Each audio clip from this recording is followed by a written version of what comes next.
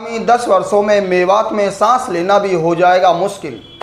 मेरे प्रिय मेवात वासियों, इस मेवात में सभी जाति बिरादरी के लोग रहते हैं जो सभी मेवाती कहलाते हैं। मुसलमान हो, आखिर क्यों बचाएं मेवात को? आखिर क्या हो रहा है मेवात में?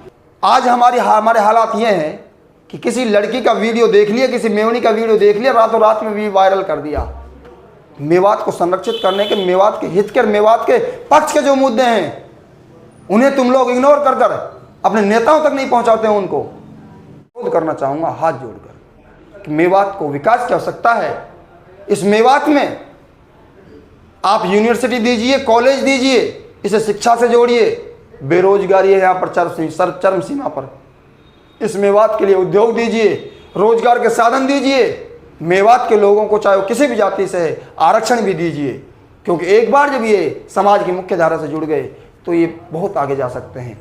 आपसे अनुरोध है कि आप इन बूचड़खानों को ना देकर हमारे लिए जो हमें आवश्यकता है जिस चीज़ की, वो चीज़ दीजिए। मेवात को किस प्रकार से बूचड़खाने युक्त बनाने की बड़ी प्लानिंग की जा रही है। बूचड़खाने युक्त बनाने से अभिप्राय है कि मेवात में इतने बूचड़खाने स्थापित कर दिए जाएं कि आगामी 10 वर्षों में उनकी गंदगी, उनका अपशिष्ट इतना फैल जाए कि मेवात में सांस लेना भी मुश्किल हो जाएगा। मेरे मेवात वासियों, मैं आपका ध्यान केंद्रित करना चाहूँगा कि भारत सरकार द्वारा मेवात में अनेक बूचड़खाने स्थापित किए जा रहे हैं, जिनमें से 6 बूचड़खाने वर्तमान में स्थापित कर दिए गए हैं और 27 बूचड़खाने प्रस्तावित हैं, जिन 27 बूचड़खानों में 2-4 बूचड़खाने का काम भी चल रहा है। इधर से उत्तर प्रदेश योगी सरकार ने बूचड़खानों को बंद कराने का फैसला पहले ही ले लिया है। वो यूपी को बूचड़खाना मुक्त बनाना चाहते हैं। उधर से वो तो बूचड़खाना मुक्त बना देंगे, लेकिन हम यानी कि भारत सरकार मांस व्यापार पर कैसे पाबंदी लगाए? अगर उस पर पाबंदी लगा दे तो मामला खराब हो जाए।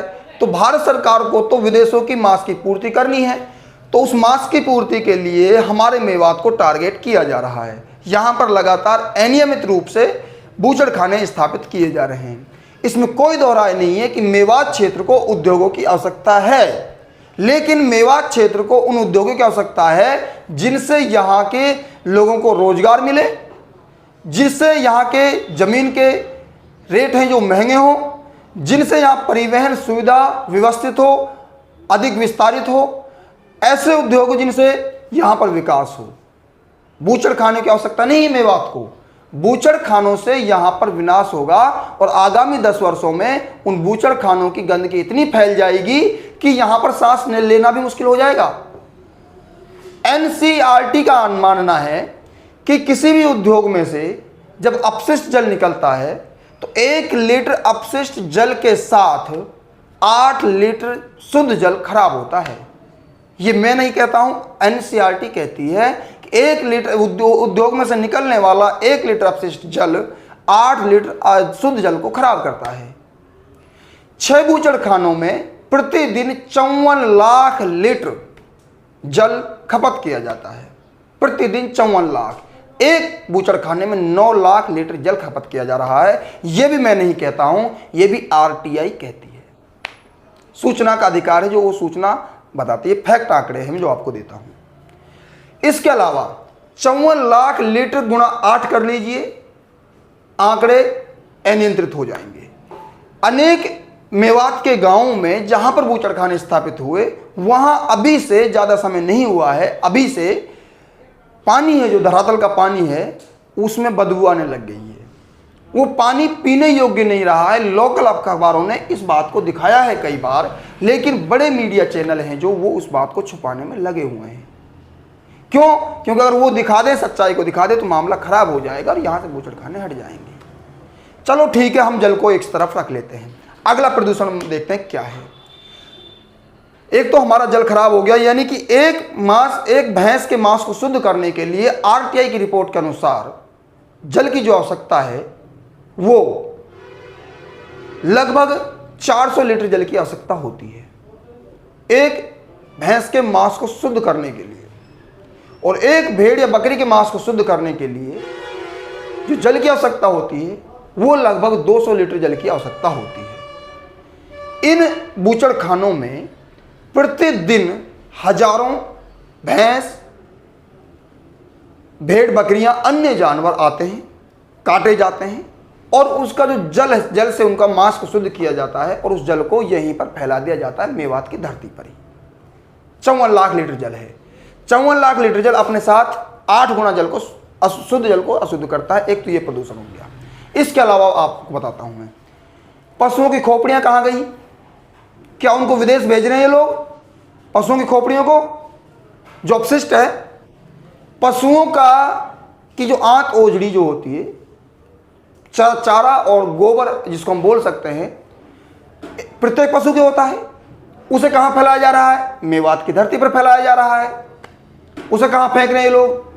पशुओं से निकलने वाली चर्बी, कई प्रकार की चर्बी होती है। कुछ चर्बी ऐसी होती है जिसको खाने में प्रयोग नहीं लिया जा सकता, वो चर्बी वो कहां फैलाई जाती है, फेंकी जाती है? मेवात की धरती पर। इसके अलावा पशुओं की हड्डियां कहां फैलाई जाती हैं? मेवात की धरती पर।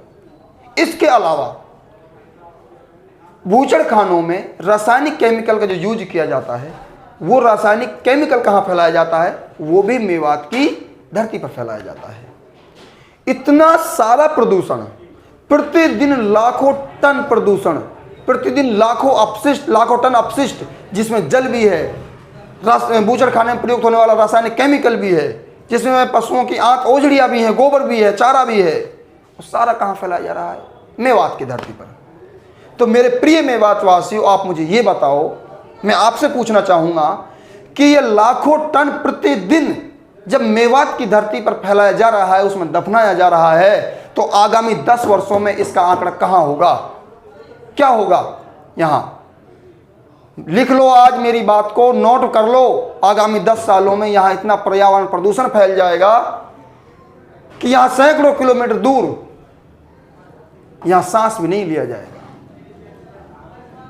और आप लोग होश में नहीं हो, आपके नेता लोग, सबको पॉकेट मनी मिल चुकी है। वो तो उस पॉकेट मनी से विदेशों में घर बना लेंगे। हरियाणा के जितने भी हमारे सम्माननीय नेता हैं, DMIC Delhi Mumbai industrial corridor के आसपास ही बूचड़खाने लगाने के प्लानिंग है। गुड़गांव से लेकर अलवर तक लिख लो।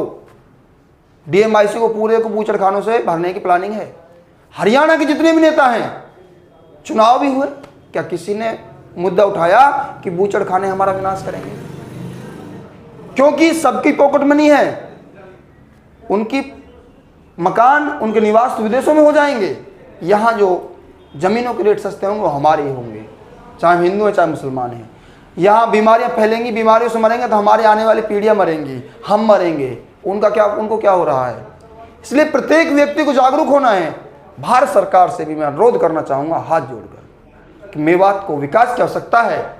इस मेवात में आप यूनिवर्सिटी दीजिए, कॉलेज दीजिए, इसे शिक्षा से जोड़िए।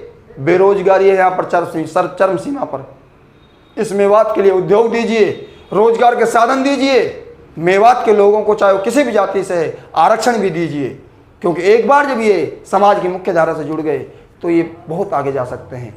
आपसे अनुरोध है कि आप इन बूचड़खानों को ना देकर हमारे लिए जो हमें आवश्यकता है जिस चीज़ की, वो चीज़ दीजिए।